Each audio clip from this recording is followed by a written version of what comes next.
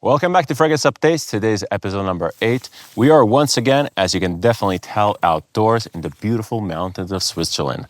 This format has pretty much been designated to be outdoors. I don't mind that at all. I love being outdoors. I love the fresh air. I love showcasing the overall environment. I love showcasing how it changes with the seasons. It's so cool. And today it's actually very, very crispy. It's beyond crispy. It's glacial. It's weird because yesterday we've been having this beautiful sunlight, which had this cozy winter feeling, and it just was so nice. But today, just out of nowhere, it feels like the winter has been unleashed upon us.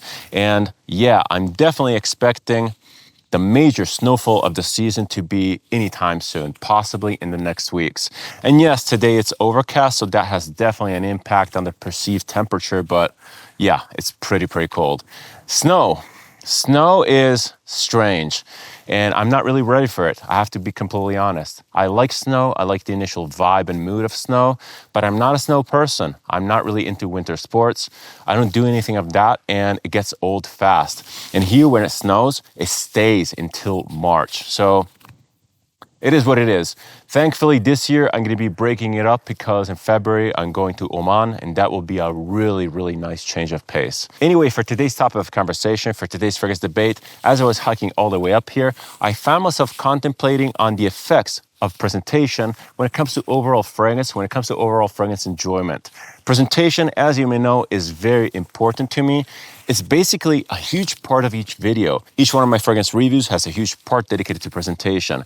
I feel that presentation really aids and really complements our sense of smell. It gives us a visual, it gives us a tactile feeling, it gives us a much more complete idea of what the fragrance is about. Again, I'm talking about fragrances which are a little bit more artistic in intent, because fragrances that are more utilitarian, the presentation, maybe not so important. But when it comes to artistic intent, when it comes to communication, presentation is basically an extension of the scent profile. Also, I'm a huge sucker for brand identity, and I think that presentation is also very important to the brand. It really helps to communicate what the brand is all about. It helps us justify our investment or our support for said brand. Let's be honest, as much as we would like to think that scent is invisible and that the whole olfactory experience is not tied to visuals, a nice bottle presentation really grabs our attention. It does even more than that. It changes our perception. Smelling a fragrance through a nice bottle makes the fragrance smell better. That is actually the reason why I'm not too into travel sizes. I'm not too into decants, as shallow and sad as it is. It is what it is. I like the presentations. I like the eye candy. Again, in my opinion, it really complements the overall scent profile. Would you still love your favorite scent in the same way if it was in an ugly ass bottle or maybe a very plain bottle? That is the first question. Leave a comment down below. One of the coolest things about presentation, at least in my opinion, something that I can really appreciate, that is, if the brand does it correctly, is that presentation can really help set expectations on what a fragrance or a brand might be smelling like. Brand identity in general is super underrated. No one really takes it into account, but everyone is influenced by it. Think about something like Le Labo. Le Labo has a very clinical brand. It's very modern, it's very minimalistic, and your expectations are that they're only focused on ingredients, on the purity of ingredients, in a very clinical, scientific way. Le Labo, again, even taking into consideration the name, which is super important, just comes across as a little bit more scientific. It's trustworthy because it has a scientific approach. Take that and compare it to something like Roja. Roja is basically the complete opposite. Roja is about luxury. It's about opulence. It's about being served a fragrance. Roja fragrances, the ingredients in Roja fragrances come across as rare. They come across as prestigious. They come across as precious. Everything is labeled in a very specific way. The look and feel of the bottles have a huge impact on why people think that Roja fragrances are so elite. I have a second question to you. Which brand, in your opinion, really matches the presentation to the scent profile? Which brand really extends well into its brand identity? Presentation, it's a great topic. I love talking about it. I love marketing in general, but presentation is also a responsibility. Again, it has massive impact whether you like it or not. There's also, unfortunately, a very sad counterpart to this whole argument because some brands really leverage luxurious presentation to put out extremely mediocre products onto the market. This is especially sad from the consumer point of view because, as I said, Presentation sets expectations. And if you're a consumer and you have been saving up for a fragrance and you finally get it and then you smell it and it smells disappointing, that is like the worst feeling in the world. So yes, presentation can be a double-edged sword. It can really aid communication, it can really aid the narration, but it can also be slightly deceiving. Does any brand come to mind that is using these fairly nefarious tactics on the ordinary? Leave a comment down below. And actually, do you think that they're doing it on purpose? Do you think that they're actually aware that they're selling mediocre fragrances at high prices due to your luxury presentation? Well, I definitely have a few options, a few opinions come to mind. And throughout the years, I've smelled a lot of fragrances, some of which were presented in absolutely beautiful bottles, but the smell was absolutely mediocre. Some others that were presented in very mediocre, bland bottles, but smelled amazing. An example for the latter would be the house of Fragonard, a house from France, Frangras. Their fragrances are absolutely incredible. They smell very, very natural. They're very classic, they're very traditional, but they're presented in these bottles made of aluminum, incredibly utilitarian. I get it. The bottles are cheap, the fragrances are cheap despite being amazing, but it really kills the vibe and the mood of the house.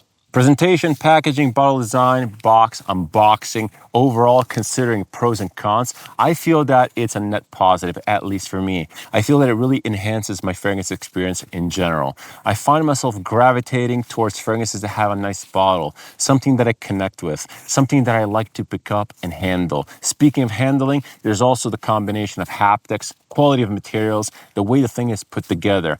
It's so important. I think that I tend to see my fragrances as little emotional triggering or memory triggering artifacts. I just like looking at them, I like handling them, and I like overall experiencing them.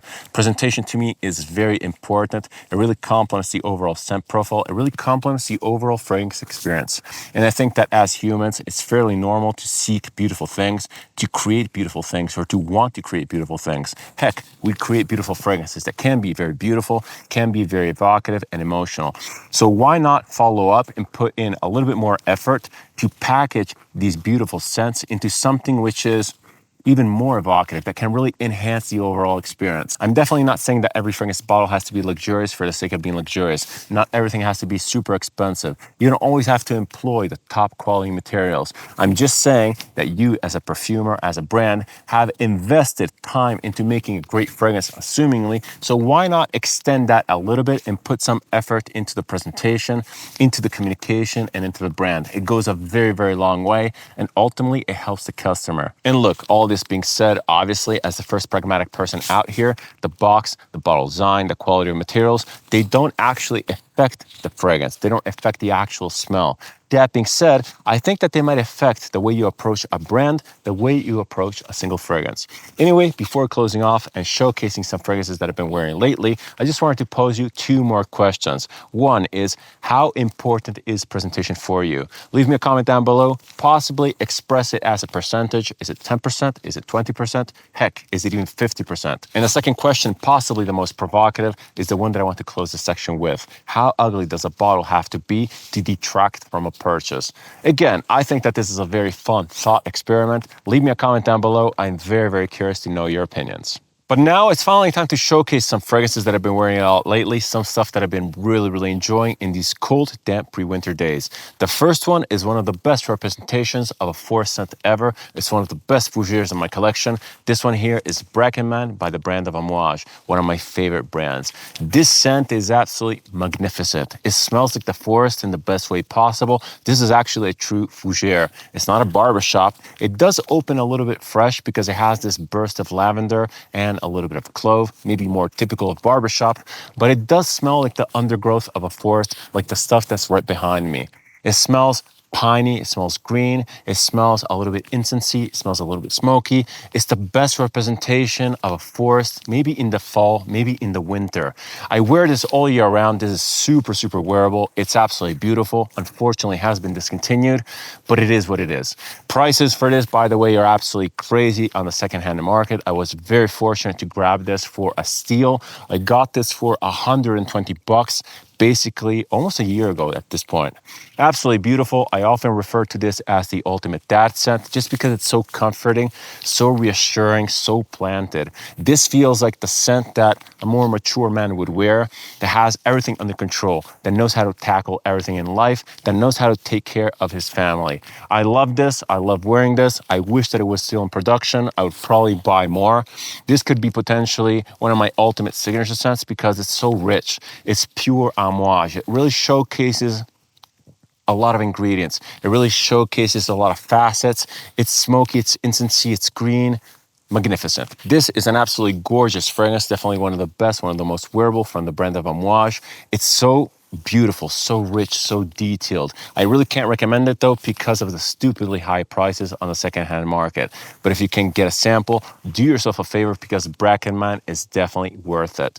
Overall though, I really can't complain because this scent profile is not too crazy uncommon. There's a lot of stuff out there that kind of smells like this. For example, Orto Parisis Viride has a similar presence to this, maybe a little bit more funky, maybe a little bit more animalic. Then there's stuff which is a little bit more classic, stuff like Ubigans Bois Mystique, stuff like Penelegance and Endymion, which is a fragrance that I actually compared to this in a first impression comparison video. So if you're curious, go check out that video. Bracken Man remains one of my favorite Amouages ever. I'll never be selling this. I'll never be trading this off because it's so functional, so wearable. It's so comforting. And it's a beautiful forest scent for the cold fall season. The second fragrance that I want to showcase is another one that I've been wearing a lot, but mainly to properly explore, to really understand what this is. This one here is from 432 and it's Canado Negro. I got this fairly recently. This is absolutely amazing. It's insanely smoky. It's very, very aggressive and it perfectly replicates this weather.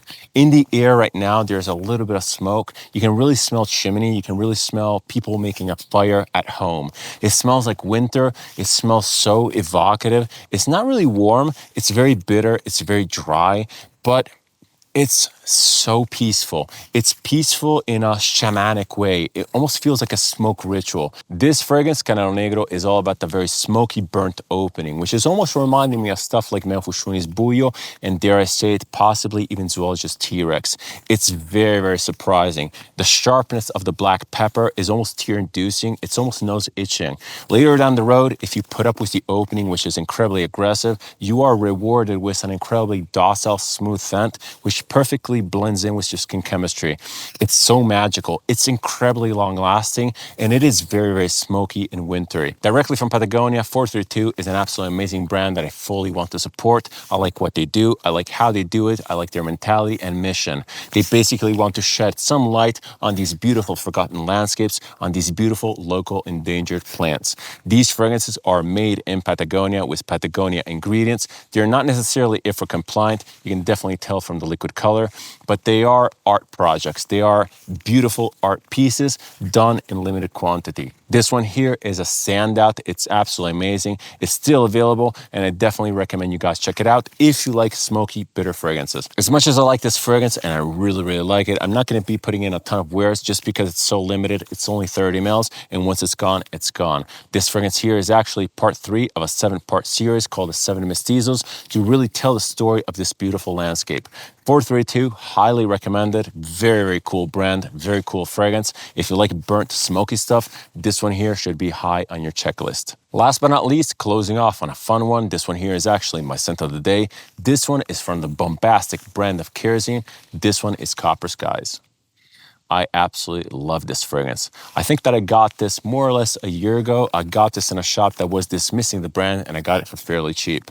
Incredible fragrance. It's so spicy, so much cinnamon, so much clove. This is like a cinnamon bomb. Super, super powerful. When I spray this on, I'm visualizing this tornado of red spices. It's not necessarily super sweet. It doesn't smell like cumin. It doesn't have this cloying factor because it is very, very dry. It almost smells like a piece of furniture, like a piece of old furniture made from cinnamon wood or something like that. The all-American brand of Kerosene is absolutely amazing. In my opinion, it's one of the best indie brands out there. You guys in the US are very lucky to have them. John Pegg, the owner and perfumer for this brand, is from Detroit. He has a background in automotive industry and it definitely shows in the fragrances. These are a little bit funky. They have this metallic vibe. They're very, very particular and they're extremely potent. I'm not really sure what he's referring to with Copper Skies, but this one here smells a little little bit rusty. It smells, again, dry, like dry spice.